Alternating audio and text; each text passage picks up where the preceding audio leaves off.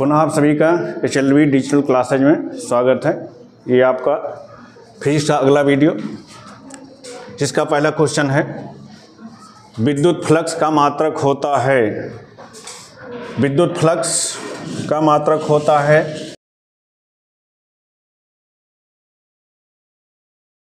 विद्युत flux phi E बराबर होता है E इंटू ए। ई वैद्युत क्षेत्र है, वैद्युत क्षेत्र का मात्रक होता है न्यूटन प्रति कूलम्ब। एरिया है, क्षेत्रफल है, इसका मात्रक होता है मीटर स्क्वायर। अगर मीटर स्क्वायर को न्यूटन के साथ जोड़ दें तो न्यूटन इंटू मीटर, और एक मीटर को अलग कर दिया, बटे कूलम्ब।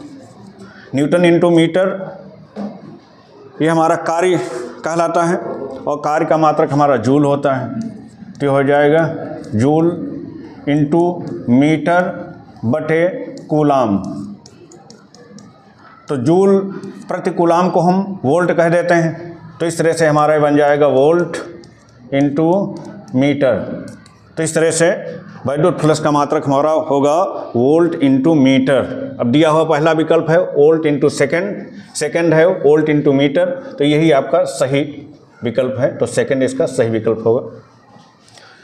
अगले क्वेश्चन की ओर। अगला क्वेश्चन हमारा है एन टाइप अर्धचालक होता है। पहला है ऋणात्मक आवेशित, दूसरा है धनात्मक आवेशित, तीसरा है विद्युत आवेशित।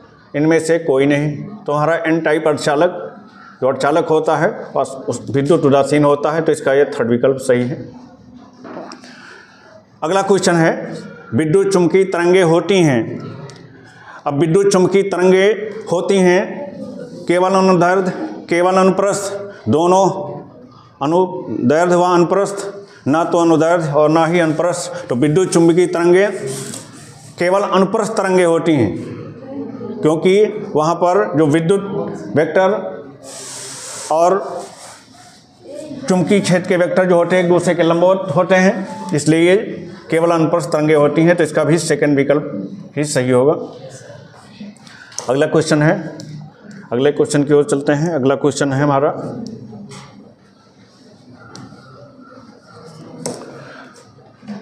प्रिज्म से गुजरने के पश्चात श्वेत प्रकाश के किस रंग का विचलन न्यूनतम होता है। अब जब हमारी कोई श्वेत प्रकाश प्रिज्म से गुजरती है, जब कोई श्वेत प्रकाश हमारी एक वर्णी प्रकाश प्रिज्म पे पड़ता है, तो ये अपने मार्ग से विचलित हो जाता है, और विचलन जो होता है वो सबसे कम ये 7 रंगों में डिवाइड हो जाती है, जिसमें सबसे पहले होता है लाल। इस तरह से लाल रंग का जो होता है वो सबसे कम विचलन होता है, बैंगनी रंग का विचलन सबसे ज़्यादा होता है। इस प्रकार ये 7 कलर हो जाते हैं। तो ये जो विचलन हमारा होता है सबसे कम विचलन वो लाल कलर का होता है, लाल रंग का। पहला है बैंगनी, दूसरा है पीला, तीसरा हरा, चौथा लाल। तो इसका चौथा विकल्प आपका सही होगा।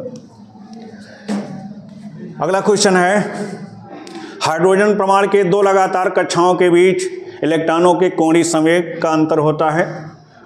तो कक्षाओं में जो कोणीय संवेग होता है वो कोणीय संवेग mvr बराबर होता है nh/2π के बराबर। लगातार कक्षाओं के बीच अंतर है, इसलिए n का मान 1 हो जाएगा। लगातार कक्षाओं में n का मान 1 हो जाएगा, इसलिए ये कोणीय संवेग mvr बराबर हो जाएगा h/2π के बराबर। अब दिए हुए विकल्पों में पहला विकल्प है 2h/π का, दूसरा विकल्प है h/2π। यही आपका सही विकल्प होगा। तो सेकंड इसका सही विकल्प है। थर्ड है h/π, फोर्थ है πh/2। तो सेकंड विकल्प का सही विकल्प होगा। अगला क्वेश्चन है धारावाही चालक के चारों तरफ उत्पन्न क्षेत्र होता है। धारावाही चालक अपने चारों ओर केवल और केवल चुंबकीय क्षेत्र उत्पन्न करता है। पहला है केवल विद्युत, दूसरा है केवल चुंबकीय, तीसरा है दोनों विद्युत चुंबकीय, तीसरा है इनमें से कोई नहीं। तो धारावाही चालक से केवल चुंबकीय क्षेत्र उत्पन्न होता है। इसका सेकंड विकल्प सही होगा। अगला क्वेश्चन है, अगले क्वेश्चन विद्युत चुंबकीय तरंग के वैद्युत एवं चुंबकीय क्षेत्र सदिश क्रमशः ई एवं बी हैं। तरंग संचरण की दिशा ज्ञात कीजिए। देखिए हमारा जो ये हमारा एक्स अक्ष है होता है, ये हमारा वाई अक्ष है और ये हमारा जेड अक्ष है। ई अक्ष पे हमारा वैद्युत वेक्टर होता है, इस पे हमारा ई वेक्टर होता है और जेड अक्ष पे हमारा चुंबकीय वेक्टर बी होता है। ई और बी एक दूसरे के लंबवत होते हैं और जो संचरण की दिशा होती है ई और बी की वो एक्स अक्ष के लंबवत होती है। ये जो हमारी जो वैद्युत चुंबकीय तरंगें चलती हैं वो कुछ इस तरह से चलती हैं। वैद्युत वेक्टर हमारे यूँ होते हैं, वैद्युत वेक्टर, और हमारा जो चुंबकीय वेक्टर होगा वो इस तरह से होता है। इस तरह से अल्टरनेटिव बदलते जाते हैं। इस तरह वैद्युत और चुंबकीय वेक्टर संचरण की दिशा के लंबवत होते हैं। तो इस तरह ई वेक्टर ई एवं बी दोनों एक दूसरे के लंबवत होते। ई एवं बी तरंग संचरण की दिशा के लंबवत होते हैं।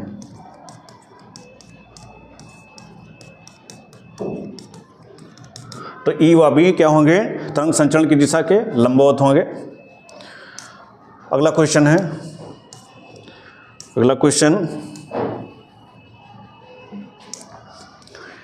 यदि एक प्रिज्म कोण और न्यूनतम विचलन कोण के मान बराबर हैं और वो ए हों तो प्रिज्म के पदार्थ का अपवर्तनांक ज्ञात कीजिए। तो प्रिज्म के पदार्थ का अगर अपवर्तनांक n है और उसका प्रिज्म कोण a है और उसका विचलन कोण अगर डेल m है तो हमारा सूत्र होता है n बराबर sine a plus delta m by 2 बटे साइन a बाई 2। यहाँ पर कह रहा है एक प्रिज्म कोण a और न्यूनतम विचलन कोण के मान बराबर हैं और a हैं, अर्थात a बराबर हमारा कह रहा है प्रश्न की a और डेल्टा m आपस में समान हैं। तो इस तरह से हम समान रख देते हैं। तो n बराबर हो जाएगा हमारा साइन, ये हो जाएगा a plus a by 2 upon sine a by 2 के बराबर होगा।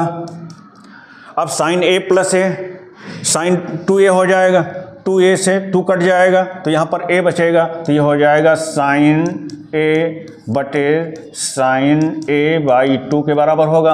अब ट्रिग्नोमेट्री फार्मूला होता है साइन 2a बराबर होता है 2 sine a into cos a। Sine 2a बराबर 2 sine a into cos a के बराबर होता है। इस मान को हम यहाँ रख देते हैं तो ये हो जाएगा 2 साइन, अब यहाँ पर एंगल a है तो यहाँ पर एंगल हो जाएगा a बाई 2 के, तो 2 sine a by 2 into cos a by 2 half angle हो जाएगा।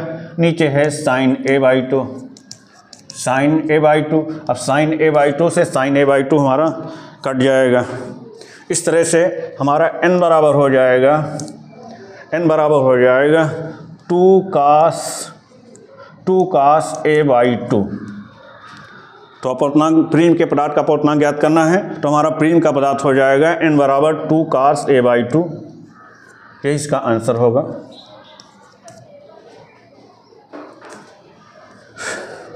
चलिए अगले क्वेश्चन की ओर।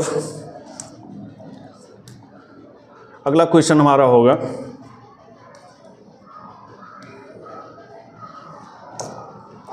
व्हीटस्टोन सेतु के लिए परिपथ आरेख खींचिए, इसकी कौन सी भुजाएं संयुग्मी होती हैं।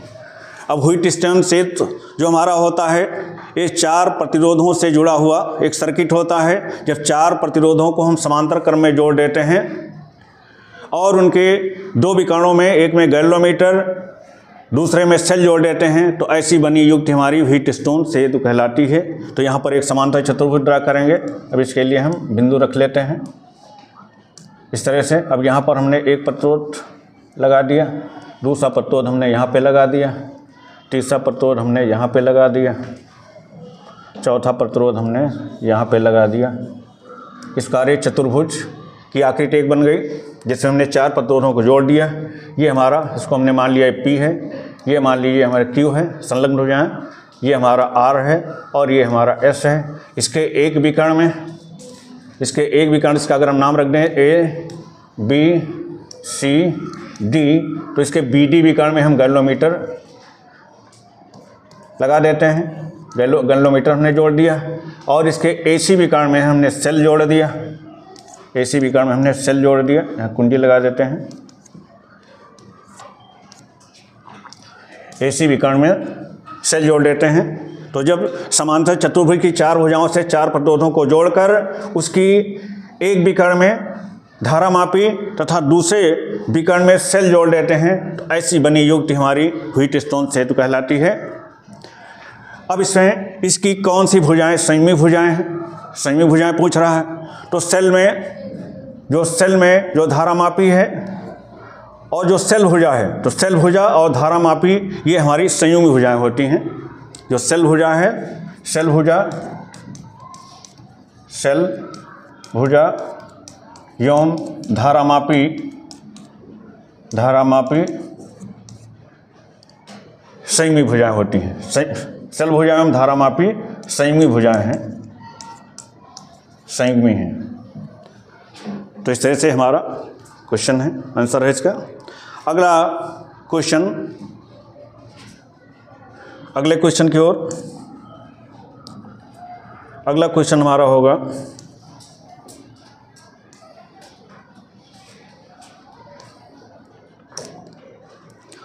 5 डायोप्टर तथा -3 डायोप्टर क्षमता वाले 2 लेंस संपर्क में रखे हैं। लेंसों के संयोजन की फोकस दूरी ज्ञात करना है, क्षमता ज्ञात करना है। तो पहले हम लेंसों की क्षमता निकाल लेते हैं। मान लीजिए हमारा P1 है, P1 बराबर 3 डायोप्टर है, वो भी प्लस का। मान लीजिए P2 बराबर हमारा माइनस, पहला है 5 डायोप्टर के, P1 हमारा 5 डायोप्टर है, 5 डायोप्टर है, प्लस 5 डायोप्टर है।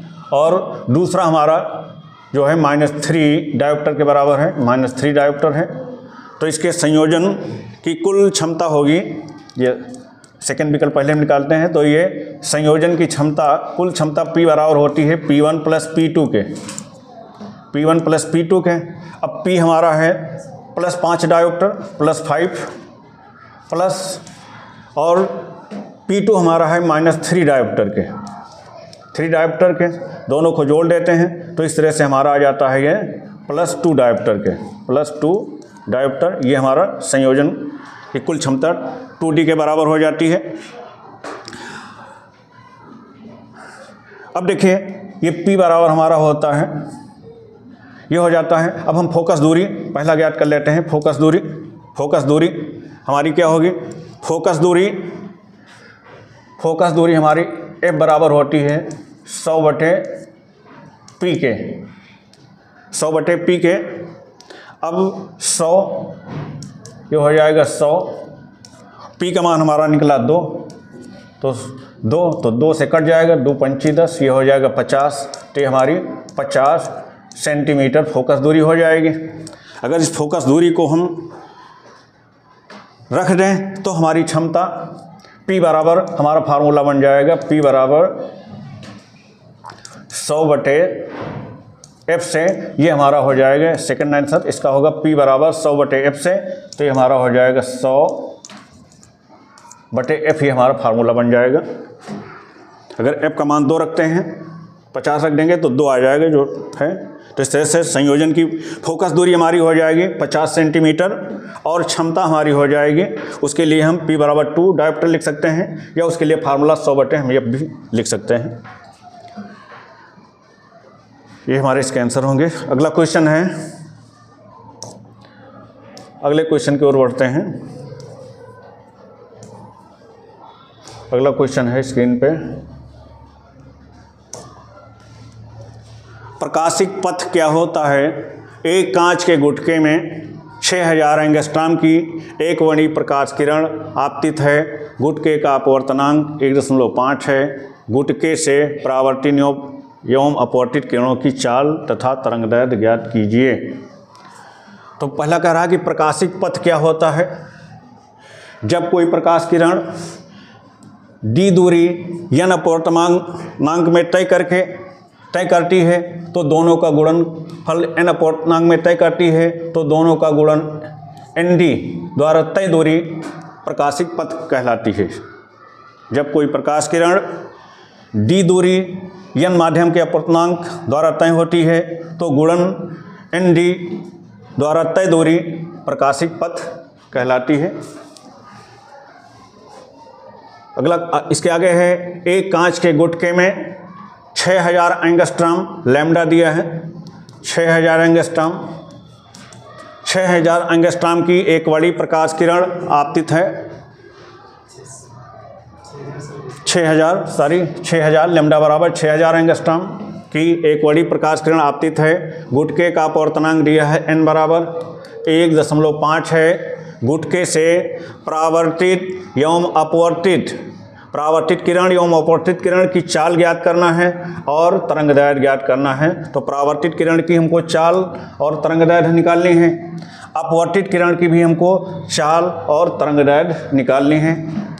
अब देखिए, जो परावर्तित किरण होती है तो परावर्तन हमेशा अपवर्तनांक वायु में होता है, इसलिए वायु में जब होता है तो वायु में जो तरंगदैर्घ्य है हमारी, वो परावर्तित तरंगदैर्घ्य है वही होगी जो आपतित तरंगदैर्घ्य के बराबर होगी। तो हमारी जो परावर्तित तरंगदैर्घ्य ये हमारी आपतित तरंगदैर्घ्य के बराबर होगी, क्योंकि परावर्तन की घटना वायु में होती है तो उसके लिए परावर्तन कोण अपवर्तन कोण बराबर होते हैं तो उनकी तरंगदैर्घ्य भी बराबर होती है, इसलिए ये हमारा तरंगदैर्घ्य हो जाएगी 6000 एंगस्ट्रॉम ही रहेगी। अब परावर्तित किरण की चाल, तो परावर्तित किरण की चाल जो होगी, परावर्तित किरण की चाल, अब निर्वात में परावर्तित किरण की जो चाल होती है, परावर्तित किरण की चाल, तो निर्वात में जो परावर्तित किरण की चाल होगी वो हमेशा प्रकाश की चाल के बराबर होती है, क्योंकि निर्वात में प्रकाश की चाल क्या होती है, वो होती है 3 × 10⁸ मीटर प्रति सेकंड।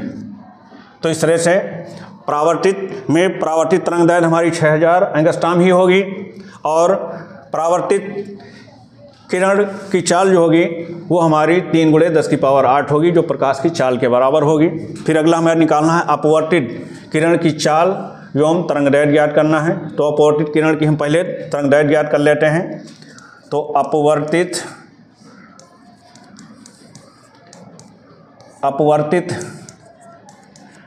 किरण की तरंगदैर्घ्य, अब जो अपवर्तन की घटना होती है उससे हमारा माध्यम बदल जाता है, तो अपवर्तन की घटना में हमारा माध्यम बदल जाता है, इसलिए ये लैम्डा डैश बराबर हमारा हो जाता है लैम्डा बटे अपवर्तनांक n के बराबर होगा। माध्यम बदलने से हमारा ये तरंगदैर्घ्य प्रभावित होगा, तो लैम्डा बटे n के बराबर होगा। हमारा निर्वात में लैम्डा दिया है 6000 एंगस्ट्रॉम, 6000 एंगस्ट्रॉम दिया है, 6000 एंगस्ट्रॉम बटे अपवर्तनांक हमारा दिया है 1.5। इस तरह से इसको हम काट देते हैं, ये दशमलव अगर हटा देंगे तो हमारा 0 बढ़ जाएगा। अब 15 × 15 चौको 60, तो ये हमारा ये 4000 एंगस्ट्रॉम के बराबर होगा। इस तरह से हमारी तरंगदैर्घ्य, अपवर्तित किरण की जो तरंगदैर्घ्य होगी वो होगी 4000 एंगस्ट्रॉम, वो 4000 एंगस्ट्रॉम के बराबर होगी अपवर्तित किरण की तरंगदैर्घ्य। अब अपवर्तित किरण की चाल भी ज्ञात करनी है, तो अपवर्तित किरण की चाल क्या होगी। अब देखिए, अपवर्तनांक n बराबर होता है निर्वात में चाल बटे माध्यम में चाल। अब हमें माध्यम में चाल निकालना है, इसलिए माध्यम में चाल v बराबर होगा निर्वात में चाल बटे पदार्थ का अपवर्तनांक। निर्वात में चाल, प्रकाश की चाल होती है 3 × 10⁸ मीटर पर सेकेंड। अपवर्तनांक हमारा दिया है 1.5।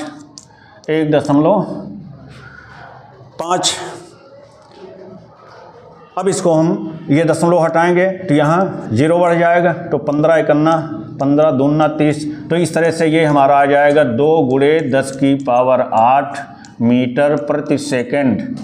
इस तरह से हमारी अपवर्तित किरण की चाल v बराबर जो हो जाएगी वो हो जाएगी 2 × 10⁸ मीटर प्रति सेकंड।